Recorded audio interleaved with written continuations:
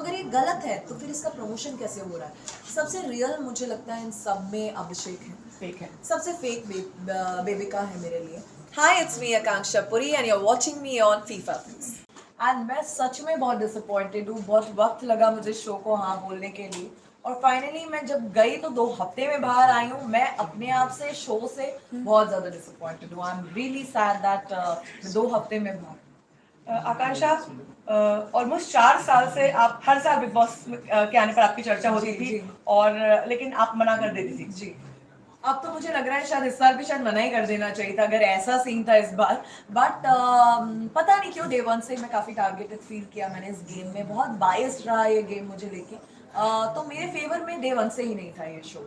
ये मुझे स्टेज पे ही समझ में आ गया था कि ये शो मेरे फेवर में तो डेफिनेटली नहीं जा रहा है। I am not happy the way this game was for me from the stage itself. मुझे रियल होने पे इतने बड़े बड़े एलिगेशंस लगाए गए। मुझे स्टेज पे जज पैनल ने कहा कि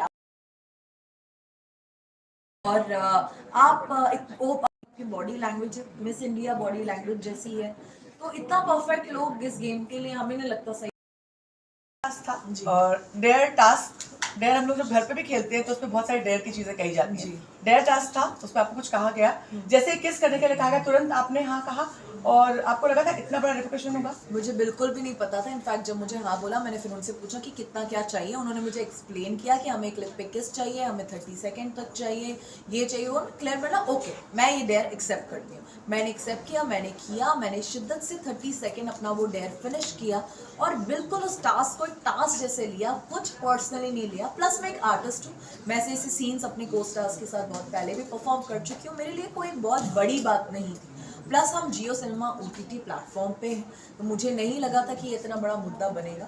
बट ये इतना बड़ा मुद्दा बन गया। वीकेंड के वार पे मुझे सलमान सर ने इतना कुछ मतलब सबको बताया कि ये इतना बड़ा इशू है, वो अप्रिशिएट नहीं करते, होस्ट को सॉरी बोलना पड़ा इस चीज़ के लिए। तो मुझे ये सब नहीं पता था। बट जब मैं बाहर आई, मैंने देखा कि इसके टीज़र कटे हुए हैं, इसके ट्रेलर्स हैं, उसी पेज पे पोस्टेड हैं, तो मैं बहुत सरप्राइज हो गई कि एक तरफ वहाँ वो सॉरी बोल रहे हैं, एक तरफ इन चीज़ों को प्रमोट किया जा रहा है, पेज पे इसके थंबनेल बना के एपिसोड में लगे हुए हैं। तो अगर ये गलत है तो फिर इसका प्रमोशन कैसे हो रहा है, इसको बेचा कैसे जा रहा है इस तरीके से?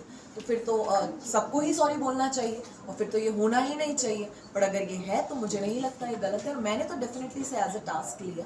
और किसी के साथ भी होता, जज होता, कोई भी होता, मैं करती और मैंने किया। और मैंने अपनी पूरी टीम के लिए टास्क जीता। और अगर मैं नहीं करती, आई एम श्योर मेरी टीम ये कहती कि आपकी वजह से हम ये टीम टास्क हारे। तो बट जब इतना कुछ सुनाया तब मेरी टीम मेरे साथ नहीं खड़ी हुई बोलने के लिए कि सॉरी आप इसे मत बोलिए या जज को मत बोलिए। पूरी टीम का टास्क था और हमारे लिए करा और हम जीते। आकांक्षा, आपको फेक कहा गया, आपके अकॉर्डिंग कौन सबसे फेक है? सबसे फेक बेबिका है मेरे लिए, क्योंकि वो एक कैरेक्टर प्ले कर रही हैं। वो रियल क्या है किसी को पता ही नहीं है। उन्होंने एक वैम्प का कैरेक्टर प्ले किया, करना चाहती हैं और वो एंड तक करेंगी, वही एक स्क्रिप्ट वो फॉलो कर रही हैं। तो सबसे ज़्यादा फेक लगती है। सबसे रियल कौन?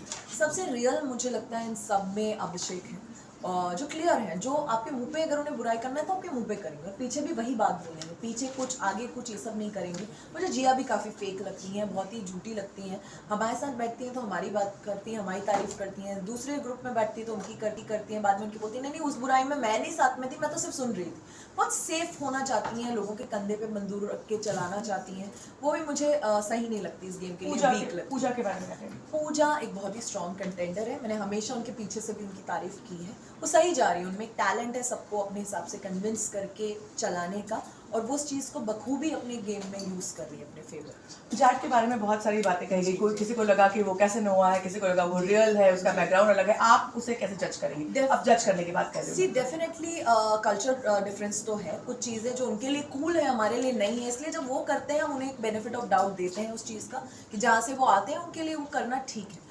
जैसे वो रहते हैं, जैसे करते हैं। बट डेफिनेटली उनके दिमाग में ये चीज़ मुझे लगता है बहुत क्लियरली बिल्ट है कि मेरी एक कैसेनोवा इमेज ही यहाँ पे बिकेगी और मुझे वही बेचना है। वो क्लियरली वो कर रहे हैं और वो मुझे लगता है उन पर सूट भी हो रहा है, उनकी पर्सनालिटी भी लोग पसंद कर रहे हैं, उनकी फीमेल फैन फॉलोइंग बढ़ रही है और उन्हें ये बहुत अच्छे से पता है, वो इसी ट्रैक पे है। आप घर की एक आई कैंडी थी, ग्लैमर थी, आपके आने के बाद घर सुना सुना लग रहा है। आपको सबसे डम कौन लगता है? डम डेफिनेटली जिया लगती है मुझे। और मुझे लगता है कि उनका को कोई भी मैनिपुलेट ऐसे कर देता है, वो हो जाती हैं, फिर वापस उनको मैनिपुलेट करके छोड़ देता है, वो आके रो देती हैं। तो वो बहुत ही वीक लगती हैं मुझे, एक female as a strong personality नहीं लगती। और काफ़ी डम है वो, उन्हें समझ में नहीं आता कि कौन उन्हें बेवकूफ़ बना रहा है, कौन उन्हें यूज़ कर रहा है, वो हो जाता है। किसके डबल स्टैंडर्ड लगते हैं? डबल स्टैंडर्ड्स तो बहुत लोगों के हैं, बट जो ये पूरा ग्रुप है, बेबिका, पलक, इन सब के मुझे डबल स्टैंडर्ड्स लगते हैं, क्योंकि ये डेफिनेटली इनका खुद का कोई खास गेम है नहीं, स्पेशली फलक का। वो लोगों की मुझे असिस्टेंट और केयर टेकर ज़्यादा लगती हैं। पूजा मैम और साइरस सर के आगे पीछे वो घूमती रहती हैं, उनका केयर करना, उनका ख्याल रखना, उनके खाने पीने का टाइम देखना, यही उनका गेम है। और खुद का क्या गेम है मुझे नहीं पता, पर जैसे कोई कुछ बोलता है हाँ हाँ हाँ यही है यही, वो भी वही बोलने लगती हैं। तो मुझे काफ़ी डबल स्टैंडर्ड लगते हैं, चुगलखोर। पर डबल स्टैंडर्ड मुझे जद भी लगते हैं बहुत ज़्यादा, क्योंकि वो मुंह पे कुछ और है, पीठ पीछे कुछ और है, सबका दोस्त बन के सबको प्लीज़ करके रखना चाहते हैं, पर उस चक्कर में वो झूठे लगते हैं। चुगलखोर कौन लगता है? चुगलखोर तो कोई नहीं लगता मुझे एज सच, क्योंकि सब बिचिंग करने में लगे हुए हैं, पर चुगली नहीं करते। अविनाश के बारे में क्या कहेंगे? वो बस फटते हैं फालतू में, नॉनसेंस रीज़न। और जैसे सलमान सर ने भी उन्हें बहुत बार बोला कि वो जनता और ऑडियंस ज़्यादा लगते हैं मुझे इस गेम में। मुझे नहीं लगता उनका खुद का कोई, बस उनका फटना, हाइपर होना, यही एक गेम है जो मुझे लगता है। आपको कौन लगता है कौन क्लियर विनर है, या टॉप 3 कौन होंगे आपके? टॉप 3 डेफिनेटली मेरे लिए अभिषेक, मनीषा और पूजा मैम है, बट जो क्लियर विनर मुझे डेफिनेटली पूजा मैम और अभिषेक में से कोई दिखता है, बट अभिषेक के चांसेस डेफिनेटली ज़्यादा है इस शो को जीतने। अभिषेक, जब शुरू में आपने पता नहीं वो पार्ट्स देखे नहीं, हमने देखा कि अभिषेक आपकी तरफ आ रहे थे, वो डबल माइंड में थी, आकांक्षा सपोर्ट करेगी कि नहीं, है वो अच्छी दोस्त होगी या नहीं, मगर आपने अभिषेक को बतौर दोस्त कैसे जज किया? मेरे लिए वो लोग मेरे लिए बहुत इंपॉर्टेंट होते हैं जो अगर जो मुंह पे है, मेरी बुराई करने का उनमें वो हो, तारीफ भी मेरे मुंह पे करे और बुराई भी।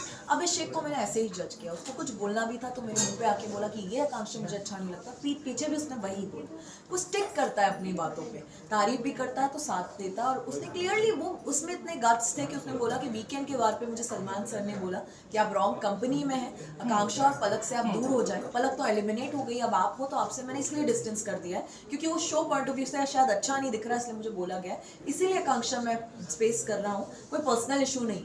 इतने गट्स थे, इस चीज़ को मैं अप्रिशिएट करती हूँ और इसीलिए वो मेरे दोस्त हैं। अगर मनीषा के बारे में क्या कहेंगे? बहुत रियल लगती है मुझे, कोई नौटंकी मुझे उनका रियल इसीलिए लगती है मुझे। वो पहले मुझे भी लग रहा था कि ये शायद, मैंने उनको बोला भी था एक बार कि ये मुझे शायद फेक है, शायद अपना रील बेच रही है, कंटेंट बेच रही है।